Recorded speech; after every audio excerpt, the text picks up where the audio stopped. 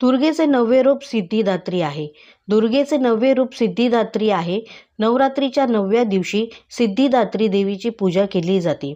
सिद्धिदात्री या नावाचा अर्थ आहे सिद्धी, आध्यात्मिक शक्ती देणारी देवी. या देवीच्या कृपेने भक्तांना विविध प्रकारच्या सिद्धी प्राप्त होतात.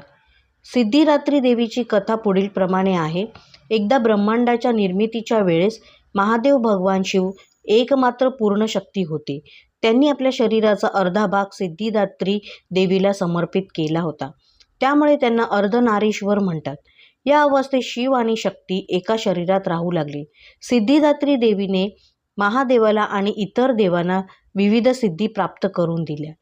शास्त्रानुसार सिद्धिदात्री देवीने 4 प्रकारच्या सिद्धी दिल्या आहेत: अणिमा, महिमा, गरिमा आणि लघिमा.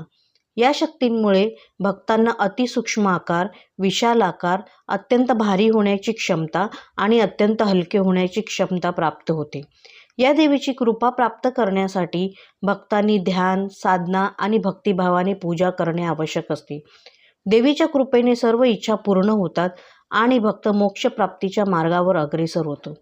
सिद्धिदात्री देवीला कमलावर विराजमान दाखवले जाते. त्यांचा रंग अत्यंत सुंदर आहे आणि त्यांच्याकडे 4 हात आहेत, ज्यात ते शंख, गदा, कमळ आणि चक्र धारण करतात. जय मा सिद्धिदात्री. प्लीज चॅनलला सबस्क्राईब नक्की करा.